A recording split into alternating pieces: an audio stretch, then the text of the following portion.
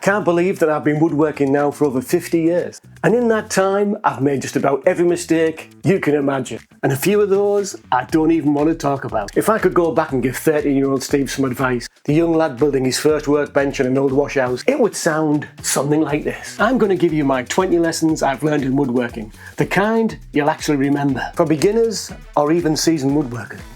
And anyone else who's ever found wood glue in the tea. Welcome to Steve Bell Creates. This video is sponsored by PCB Ware. Okay, let's get started. Yeah, I know it's not the most glamorous of subjects, but it's the most important one. I'm sure you've all been to those safety lectures where you sit there, bored stiff, doodling on a piece of paper, your mind wandering, thinking, what am I going to have for me tea tonight?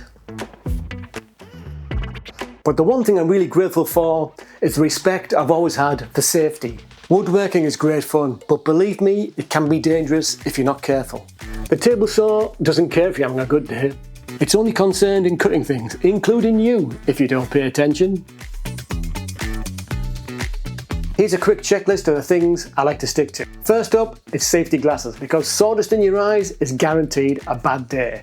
They come in all shapes and sizes, but I like these ones because I wear prescription glasses and I can't see a thing without them, and these fit over my glasses, nice and light, nice and easy, comfortable to wear all day long. Find some that suit you and wear them. Next up, ear protection, because your future self will thank you when you're not saying, pardon, you what, all day long.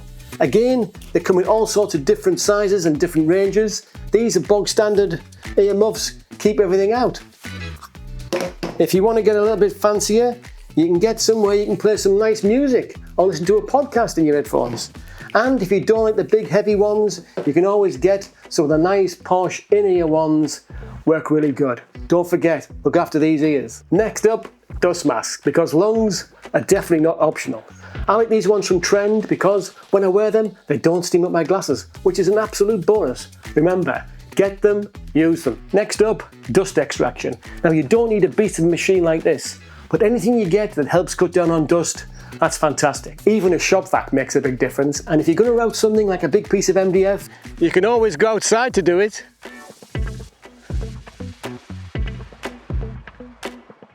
You'd expect drama from the big machines. The screaming table saw with its spinning blade, that's definitely not finger friendly. And the router that sounds like it's starting to fight. With its whizzy, spinning, screechy thing, it's definitely not good for your fingers. There's no need to try that out today, is there? But it's the quiet tools you need to watch out for. These little fellas don't even make a noise. But turn your back on them and the next thing you know, you're explaining to your other half why the workshop looks like a crime scene. Sharp tools are predictable, they do as you ask. And blunt tools, well, they're like a shopping trolley with a dodgy wheel. They never quite go where you want, and they always end up causing loads of trouble. So always keep your tools sharp, and remember, just because it doesn't make a noise, it doesn't mean it won't make a mess of you. Whatever tool you're using, be it powered or not, remember, give it full respect and give it your full attention, because they all bite if you're not careful. So here's something I wish I'd taken to heart sooner. Square is everything. You can have the finest timber, the fanciest of joinery, and the most beautiful finish, but if it's out of square, it'll always feel just that bit off. These right here are my best mates in the workshop. We don't always get along, mind you, but these guys always tell me the truth. Being square isn't glamorous, but it's the difference between a project you're proud of and one you're forever making excuses for. I've had cabinets that look fine from the front until you tried opening the drawer, then it veered off like it was trying to dodge a pothole. Taking those extra few moments with your square, checking your diagonals, it's not wasted time, it's insurance and it's craftsmanship. I've never once thought, I wish I hadn't bothered checking that, but I've definitely thought, why didn't I double check that corner? Square makes everything else easier, so don't skip it. You'll thank yourself every time. So square it now, or spend next weekend wondering why your cabinet leans like it's had 1 pint too many. The truth is, you don't need every tool that's ever been made. When I started woodworking over 50 years ago, I had the most basic set of tools. I had a hammer that I borrowed from my father. I had a handsaw that I bought from the local hardware store, and I saved up my pocket money and I bought myself a power drill, which whined louder than next door's dog. Sadly, these aren't the same tools. That was over 50 years ago. They're long gone. But with those tools, I made things. They were only small, never perfect, but they meant something to me and they helped my skills grow. I bought one tool at a time, only when it helped me make something better and only when I could afford it. Over time, the tools improved slowly and so did my work. But it wasn't about having it all, it was about learning what I needed and when I needed it. Yeah, it's a bit like cooking. You don't start with a Michelin star kitchen, do you? You start with whatever you've got, which is probably a frying pan, a blunt knife and a cooker that takes forever to warm up. But you still manage to make something really tasty. And you don't go out and buy all the new kitchen gear at once. You buy it bit by bit as your skills grow and you can afford it. You are going to buy new tools, it's only natural. And yes, after 50 years of woodworking, I feel really lucky that I'm able to have some nice tools. But just remember, the tool won't build the project, you will. But the skill, the care and the effort you put into your projects, that's the bit you just can't buy. Believe me when I say you don't need the perfect setup to do great work. You need time and effort and tools that earn their place in your workshop. So don't fall into the trap of thinking more tools equals better projects. Start where you are and make what you can. And trust me when I say the only tool you need to master is patience.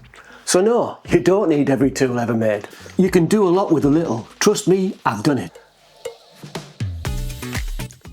But if something comes along that beeps and blinks and can carve your initials into a piece of walnut while you have a cup of tea, well, you'd be daft not to consider it. I've always been a big fan of traditional methods, but let's face it, there's a whole world of technology out there now that's seriously cool. I've started to blend my woodworking with new technology, such as 3D printing and CNC machine. And laser cutting machines. It's amazing how all these machines open up a whole world of possibilities. Take these screw storage boxes for example. The cases are all made from plywood, cut and made here in the workshop. The internal boxes, they're all 3D printed in custom sizes. It's a perfect blend of old and new.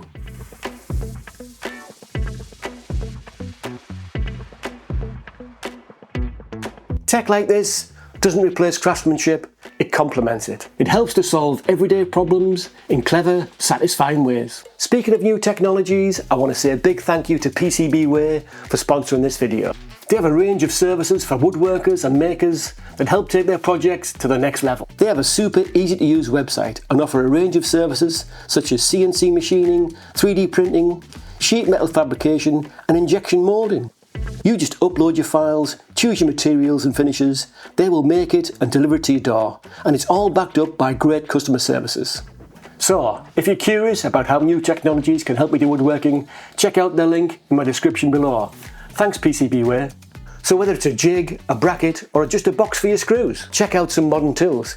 You may be well surprised how much they can elevate your next project. So old tools, new tools, it doesn't matter what you use. It's all about what you do with them. At some point, you'll mess up. We all do. It's inevitable. It's all part of the great woodworking journey you've embarked on.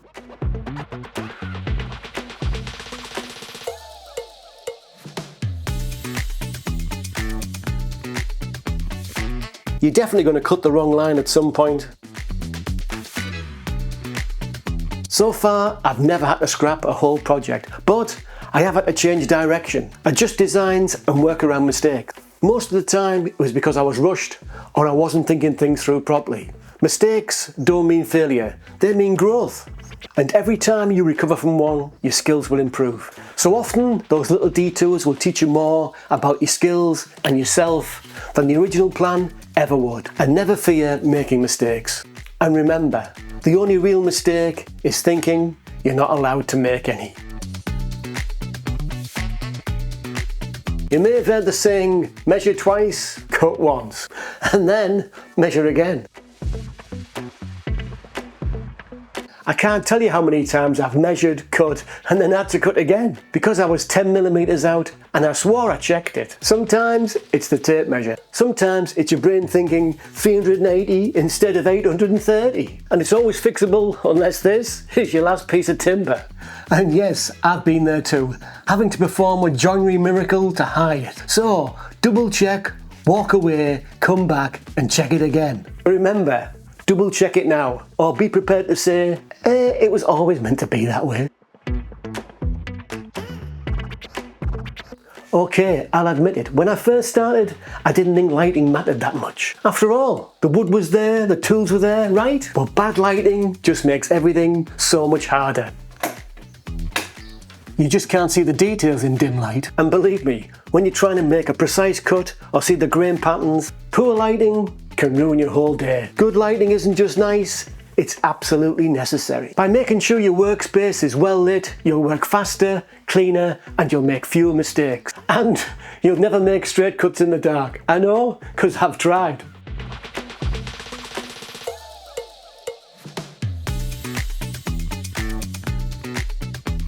Woodworking isn't about making things, it's about becoming something. With every project, every mistake, and every quiet hour you spend at the bench, you change. When I first started out, I thought I was just learning how to build furniture. It taught me patience, it taught me to slow down, and it taught me to think before acting. And to accept that things don't always go to plan, and that's alright. Every time I've come into the workshop feeling frustrated, tired, and overwhelmed, I've come out better for it. Not because the work went perfectly, but because it brought me back to myself. I've grown through this craft. It's taught me more about myself than most things in life ever have, and I wouldn't trade that for anything.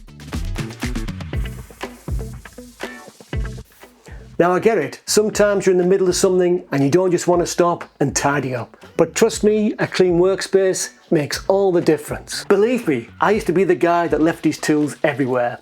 But over the years I've realised that a tidy workshop leads to a tidy mind, and a tidy mind makes for better work. In a clean workshop, it's not just easier to find your tools, it's easier to find your rhythm. Clamps. You can never have enough clamps. Seriously, if you think you've got enough clamps, believe me, you need more. I've learnt this the hard way. Clamps are the unsung hero of every project.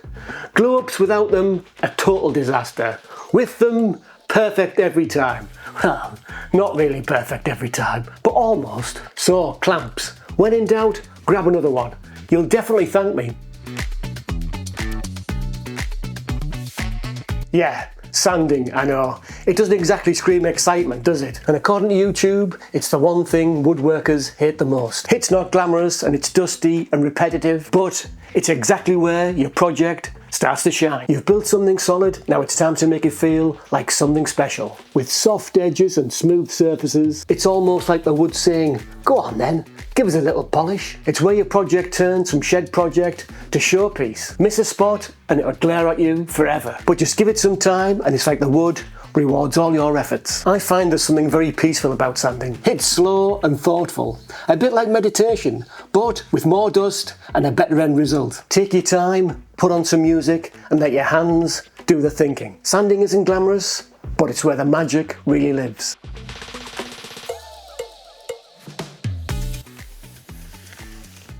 When you've nearly finished a project, it's tempting to rush those final few steps. But the final 10%, that's where it goes from being done to being beautiful. Over the years, I've realised that the difference between finished and unforgettable is one more pass of your hand and one more glance with the eyes of someone who cares. That final 10%, that's what gives the piece heart.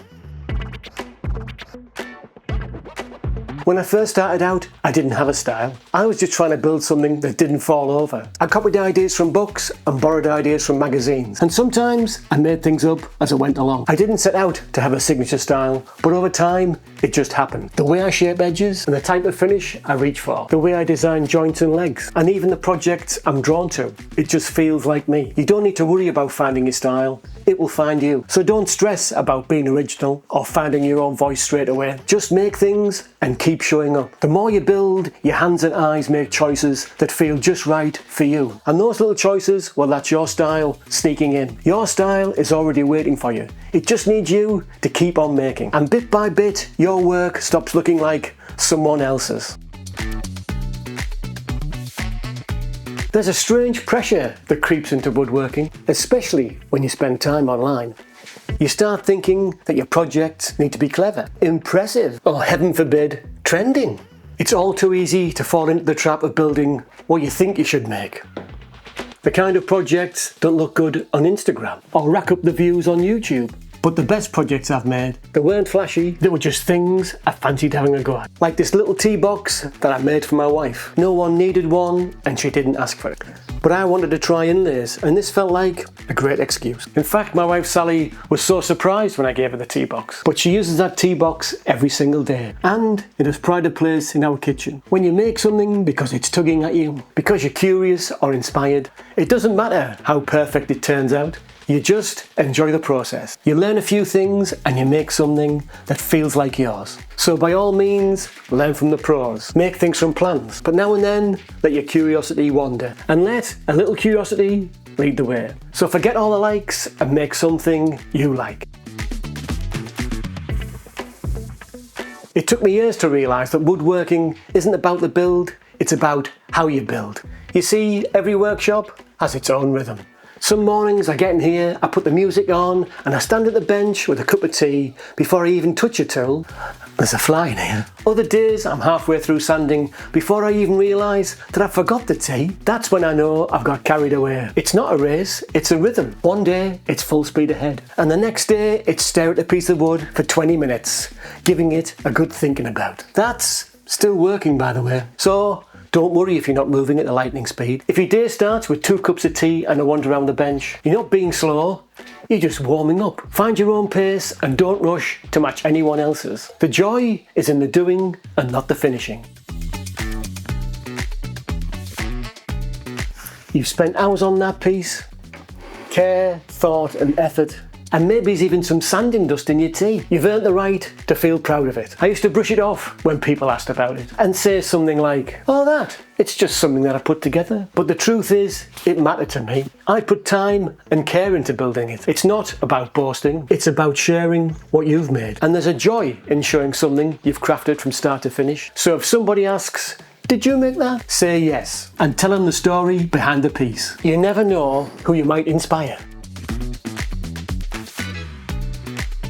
There's something you should know about wood glue. You see, it's not just an adhesive. It's nothing more than an absolute trickster. It knows fine well when you're in a hurry. It knows when that piece really matters. And it especially knows when you've got a clean shirt on. Glue just doesn't misbehave. It plans its attacks. You'll be busy focusing on the perfect joint and the next thing you know, there's glue all over your bench and it's all over your sleeve and it's even in your tea. And the worst thing is, no one even knows how it happens. Sometimes it runs before you're ready and then sometimes it sets before you're done. And somehow, no matter how tidy you think you've been, you always find that dried bit the next day that you completely missed. But the thing is, when glue goes right, it really goes right. That invisible joint, that seamless bond, that's where you forget all the swearing and the sticky fingers. Just don't underestimate glue. It's far smarter than it looks. And always, always keep a damp cloth handy.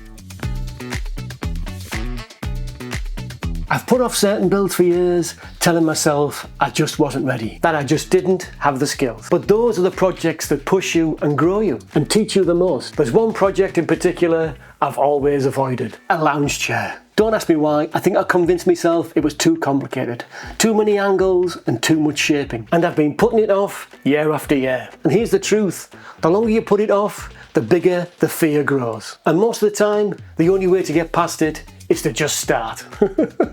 I've just realised that now I've said this out loud, I've got to build that chair. So don't wait until you feel ready, because that day may never come. Just dive in, fail gloriously, learn from it and build something far better than you could ever have imagined. The best thing I've learned, it's not about the end result, it's not about perfection, it's all about time spent in the workshop. I've built some pieces that I'm really proud of. Others, well, maybe it's not so much. But I wouldn't trade a single hour that I've spent in this shop. Because for me, woodworking is far more than a hobby. It's where I think, create, and reflect. So whether you're just starting out or like me, you've been at it for years, fall in love with the process and the rest will take care of itself. Thanks so much for joining me in the workshop today. Let me know your own woodworking lessons in the comments below and I'll see you all on the next one. Cheers.